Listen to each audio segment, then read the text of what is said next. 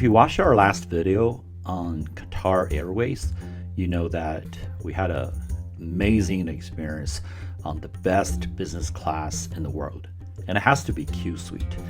One of the reasons why we took Qatar Airways is to stop over in Doha, a city that everyone's probably heard of it because of the World Cup, and also because Qatar in recent years has tried very hard to make itself a significant player in the Middle East and world affairs. So you probably hear about it in the news, but you seldom hear about it as a tourist destination. And we thought we'd just spend a day there, check it out, and it's about the right time for a city of that size. And we had a really good time. So one of the things that is remarkable about Qatar is just how much they invested in infrastructure, specifically on the airport and obviously Qatar Airways. So you might think it's like Emirates, right? The country as well as the airline. But Qatar is really a lot smaller than the Emirates. And Doha is a lot smaller than Dubai. So to have such a huge airport with obviously a very large airline, it's not an easy thing. They put in a lot of money, and Qatar Airways has to cover like a nice network of cities and airports in order to make this airport worthwhile. And the reason is there's no way that this airport can just serve Doha or Qatar and stay busy, because there's just not that many people in this country. So we arrived kind of late, and almost everybody is headed towards transit line except us. We're actually entering the country, and we're definitely the minority because we had a really long layover. So we still have to walk through the airport. It's a huge airport. Even if you just want to get from your gate to the door, forget about transiting. Just to get to baggage claim and get to the exit took an effort. Not kidding at all. It was quite a walk. In fact, I was surprised that given all their money and the abundance of energy that they wouldn't put in people movers, or they didn't drive some kind of car to move you around. But well, that's what it is. So we had a good exercise just walking from one end to the other of this gigantic airport, definitely disproportionate to its very small size.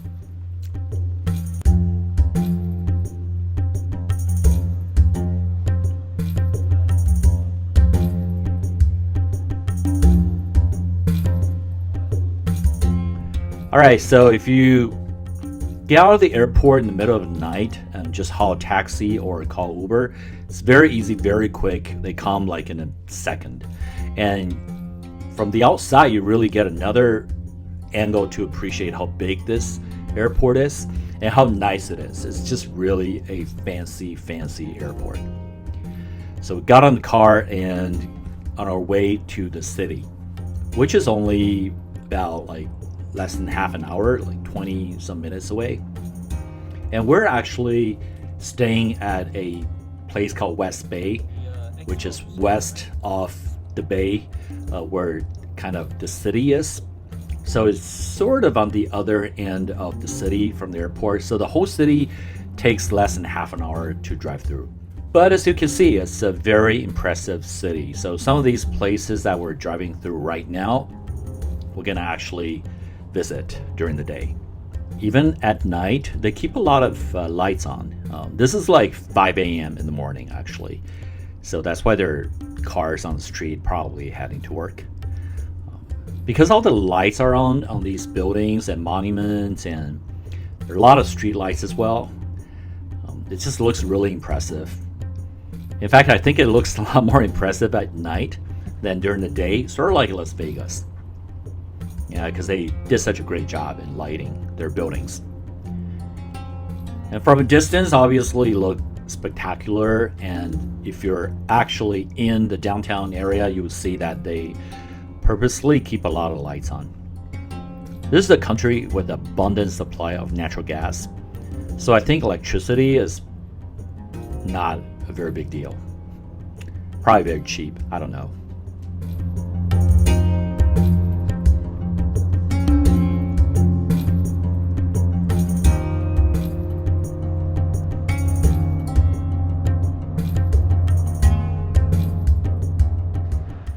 Right, so we arrived at our hotel.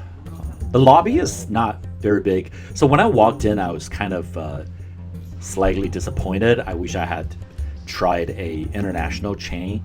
But the reason why I picked this particular hotel is because it's a local brand. So when I visit countries that I don't typically go to, I tried as much as I can to stay away from like an international brand, because if you go there, you want to kind of get a taste of that local theme, or I want to get a feel for what the local hospitality looks like, rather than staying at another, Ritz, Four Seasons. Sounds glitzy, but they're actually not very expensive here. Hotels here are relatively cheap. All right, this is a very nice and big room. So we obviously got to upgrade because I'm like titanium member of Marriott, and this is affiliated with Marriott. So it's funny how once you walk in, there's like a sink, and it's a very, very spacious room overall.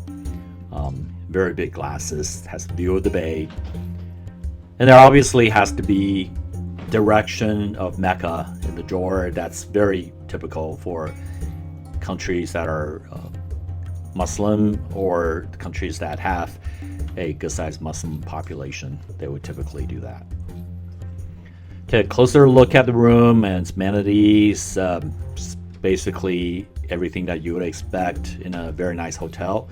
Supposedly 5 stars, but I think it's because of facilities, not so much like the fanciness of the room. That said, everything in the room is quite nice. We enjoyed staying in this room, and you get to see a little bit of sunrise from here. And from distance, you actually get to see the World Cup monument.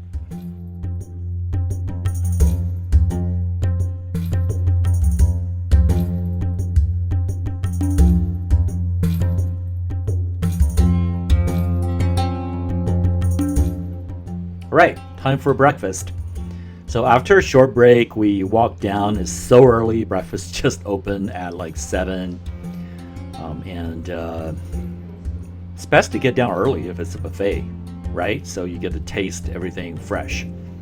And literally we're like the first couple customers down there. Everything was just made. And it's very Middle Eastern.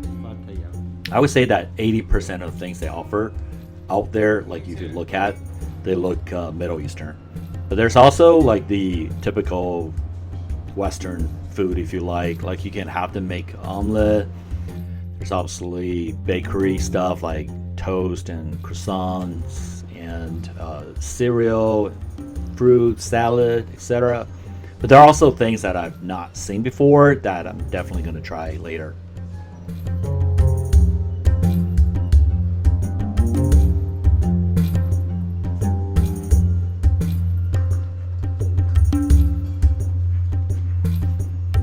So we're a little bit hungry because it's been a while since we've eaten. I don't even know what our body clock is at right now, but we just kind of follow the flow. Took all the Middle Eastern food that I could recognize or can kind of recognize, including a thing that is supposed to loco thing where you put congee kind of stuff and a lot of ingredients around it and just mix it and eat it together. So it's all pretty cool. Everything tasted nice. All right, so we're gonna head to the first destination, which is the Expo 23. The reason we're here at the Expo is because it opens very early. If you go to the museums and other places, most of them don't actually open till later. So I feel like this is actually like rest of the Middle East. Everything opened a little bit later than you would expect compared to the Western world or rest of the world, actually. I think it's because of the heat. It's just really hot during the day. So you want to do as much later in the day as you can. So taking pictures of the flags, and notice that just right up front, right near where the flags are, there's this patch of grass which is kind of half dead. I don't blame them. This is like desert, right? There's cigarette butts all over it. We're talking like hundreds of them. It seems intentional because they can obviously afford to clean them, but they don't. All right, so Expo 23, it turned out that the theme is agriculture.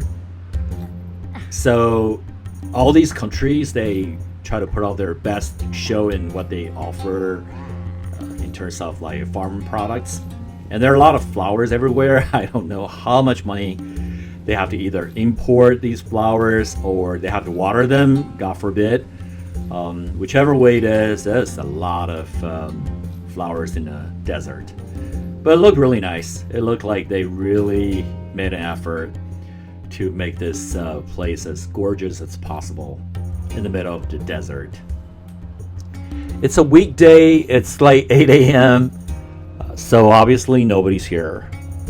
So supposedly in the summer or during the weekends, this place gets pretty busy, but right now it's absolutely no one here. So it's great. You know, we walk around, get to take a lot of nice pictures and videos without anybody in our way.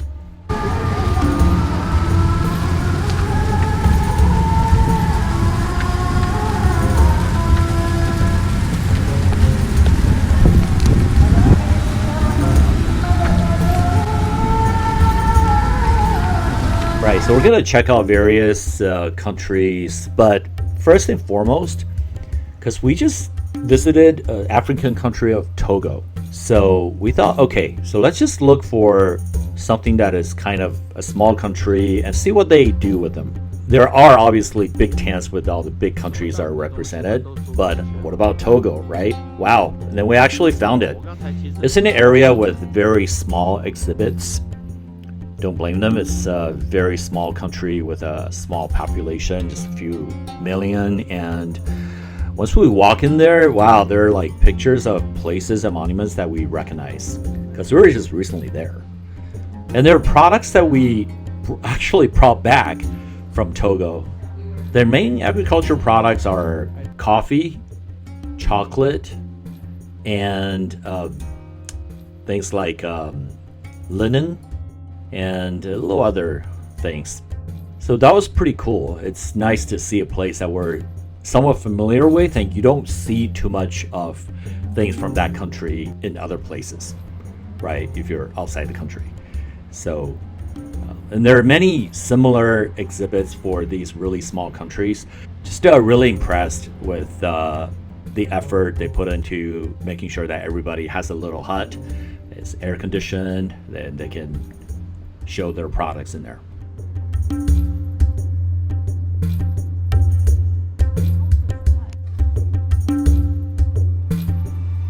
Now we go into these big exhibits and they're really fancy. They're obviously all about agriculture, like one that is about greenhouses and advanced way of growing vegetables. And there are other places where, like in a hut, you can grow things that you don't typically see in the desert because it's air conditioned.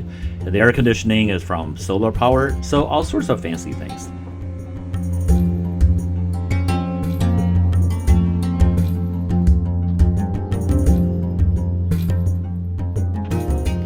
All right, it was getting a little hot, so we're gonna leave the expo and head to our next destination.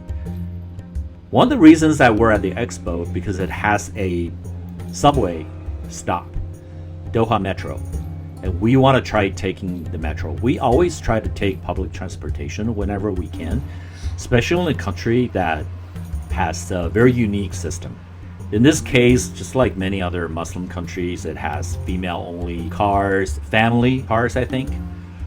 And it's actually work hour, like I think around 9 or 10, but still no one there. I don't think it's a very big network, so it doesn't really go to a lot of places. Our destination is the National Museum of Qatar, and this is definitely a masterpiece. If you're talking about art and investment and a unique piece of work, this has everything in one. We unfortunately didn't go in. We spent all the time looking at outside because we want to spend too much time inside a museum. Even though, if we do come back again, I think we do want to go inside because I hear there are some cool exhibits. So when you go to a national museum in any country, if you don't have time to go inside and walk the floor of the museum and see the exhibits, the least you can do is go to the store. Because in most of these museums, the stores are spectacular. And it has pictures or books or postcards of everything that you would have seen inside the museum. And also, like later on, you will see this museum store is quite unique. The architecture is just phenomenal.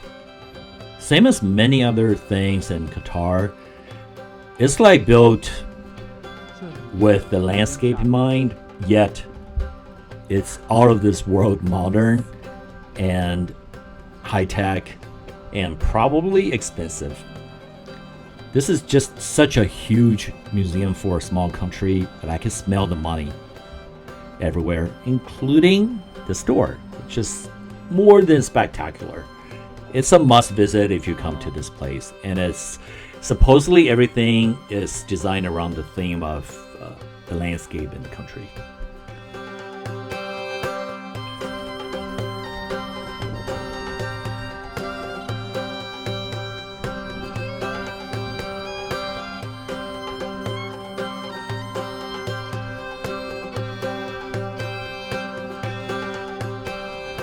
The next really popular museum where you might not need to go in, but you should go take some pictures, is the Museum of Islamic Art.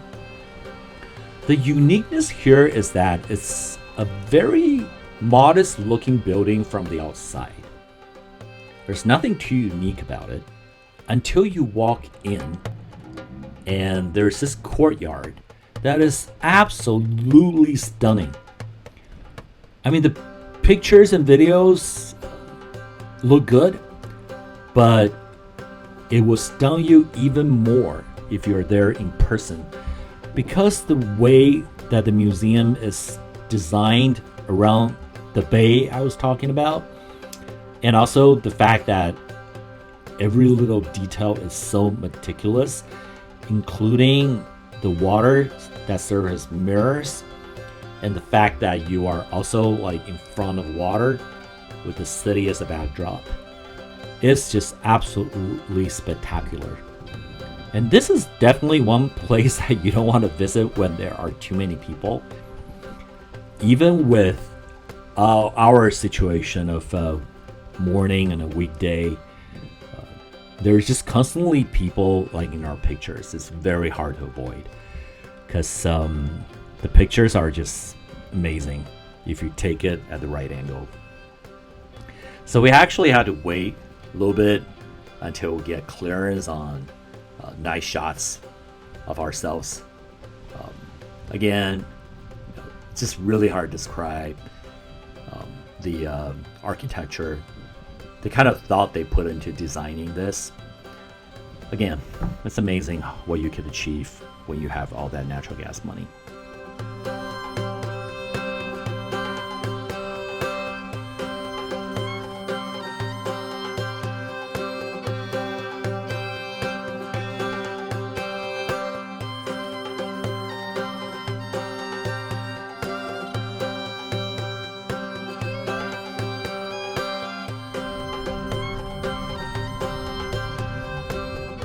Right, so back on the road, we're going to go to our next stop, which is the Souq, the market.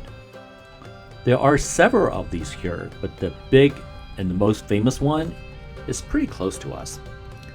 So we're going to go there and going to grab a bite, then take a break. On the way there, we passed by a really big structure, which we saw at night or early in the morning in the dark. There's a minaret and it's like a really huge span. It turned out to be a mosque, and there's some government buildings around it. As we drive into the Souq, you can immediately tell that it's in the older part of town, but it's still very meticulously maintained. Again, this is not like Dubai. I think Dubai looked like a little more chaotic. Obviously, a lot more tourists anytime you go, but it's just a little more worn, not as organized and clean, where this is almost like a movie set. So when I walk in there, like if you tell me that I'm in a place where they shoot movies, like this is like a fake old city, I would believe you, because it doesn't really look real. And which is kind of unfortunate, because I think they do have very interesting culture to offer. So what I would typically do is I try to stay away from the main gathering places, but rather go into the alleys and see what I can find. But basically every alley you turn, there are a lot of stores that are closed, I think because it's super low season and it's a weekday. And there's just not enough clients around to keep them open. In fact, I think the biggest source of tourists are probably people like us. Those are transiting thanks to Qatar Airways. The stuff they sell here is pretty much the same or very similar to things we've seen in either Dubai or Egypt or countries in that region. Still very, very similar. So we walked around. We didn't end up buying much, but it's just interesting to walk around and see all the things that they offer. One thing I would say is that the place seemed to have a little bit more of a variety of things, so it's not completely limited to things that tourists would buy. Like we would walk and suddenly there would be a place that sell fabrics and look like people would go in there and make shirts, for example. I guess that can be a tourist thing. But there are also places that sell clothes that look like what you would wear to work. Of course, not a Western sense, but you would wear to work like here in the Middle East. So we're going back to the main thoroughfare where people sit around and have food. In a day like this, my rule is very simple. I don't care about Google, Yelp, or whatever review says. I'm just going to look for the restaurant with most people sitting outside. And yes, we went in the right time, so even though it's middle of the day, it wasn't really that hot. So we could actually sit outside fairly comfortably and look at people walking around. Of course, most of the people are tourists, and a lot of them have luggages, which tells you something that they're actually in transit. So we are smart enough to have very little on us because we have a hotel, and also because we know this is a transit stop and we don't need that much clothes with us. Okay, so this restaurant is Lebanese. We didn't have real Qatari food, I guess, but when I read the reviews, it just says, hey, they love Lebanese food. That's what most of them eat there. And it's very similar to what they would eat in Qatar anyways. The food turned out to be pretty good. Nothing to write home about, but quite delicious. And priced it very right. I forgot exactly what it was, but I think it was like under $20 a person with drinks and tips.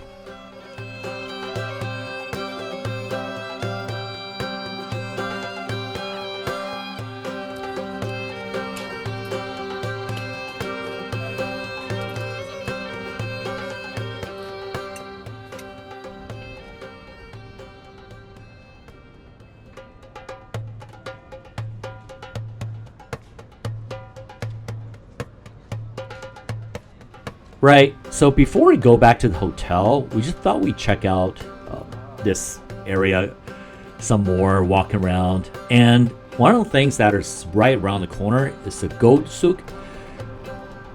You all know that in Dubai, that is like a major tourist attraction. I've taken a lot of pictures and videos, and you can see in one of the YouTube videos that I made. But it turned out here, first of all, half of the stores are closed. And second, the display is not nearly as spectacular as Dubai. People are just kind of chilling, and it look like they're actually there to sell gold rather than attract tourists. Very different objectives. So that was pretty cool. Now I know what it looks like. Actual people go there to trade gold. After resting in the hotel, it's a little dark and we head out again. And this time we are going to see Qatar at night again, but at a very different place. This is basically, if not the reason, a major reason why we're here. And you have to come here at night. You pass by the mosque and the government center with all the lights, then you see boats, and traditional boats where you could take as a tourist. It would take you around the bay. But most importantly, we're here to see the World Cup monument. Yay! There are like flags of every country that were in the game, and there's a timer where they keep track of how many, I think it was years, month, and date till World Cup, and the background is the city. You got to give it to them as having done an amazing job in terms of designing these things so that they look nothing but spectacular. So we took a lot of pictures here because I'm a big World Cup fan. And also this is where you get an amazing view of the city. You could do a 360-degree view of surroundings, and this is basically Doha. I take that back. Doha is a little more than this. We've actually just covered like a little piece of Doha. There are a lot more interesting monuments, museums, malls, residential areas that we haven't covered yet in this visit. So the palace at night just looks absolutely gorgeous. Again, this is really helpful to have all that natural gas money to light your buildings. Speaking of money, I thought we need to visit a mall. The really nice malls are a little far away from the city center, so we thought we'd go somewhere closer. And it's known to be a very popular mall among the expats. So once you walk into this mall, it's not huge by international standard, but it's really big for a country of this size. It's not a fancy, glitzy mall. It actually has regular folks and stores that we can afford, and a gigantic playground. My goodness, in the middle of the mall, basically in the best spot in the mall. It's devoted for children. This tells you how important children are to them. And most of these kids, I think they're expats or maybe immigrants. I don't know. But they don't look like tourists like us. They look like people who live here. They shop here. And that's the reason why I want to go to a everyday mall versus a Louis Vuitton, Gucci kind of place. And one of the reasons is I want to look at their prices and places of origin for the products that they sell. Of course, they're all from overseas. They're almost nothing local. Everything they sell here is from overseas, and the prices are very reasonable. About the same as US. And you know US grows a lot of stuff. Or our neighbor Mexico does too, right? The only thing I've seen that has Qatari flag on it is a really huge cabbage. So I guess cabbage do grow in either desert or greenhouse, or they love them that much. But everything else, including all the meats, they're all from overseas. Very low local products.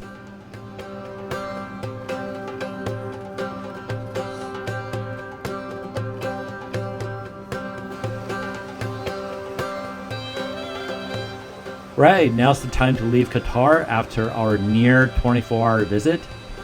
Overall, I had a really good time. Qatar, very impressive country, or Doha is a very impressive city. I would actually come back and visit again if I take Qatar Airways again, which, based on my review, as you know, the airline and the airport are both spectacular and worth taking again. Thank you, and be sure to subscribe if you haven't.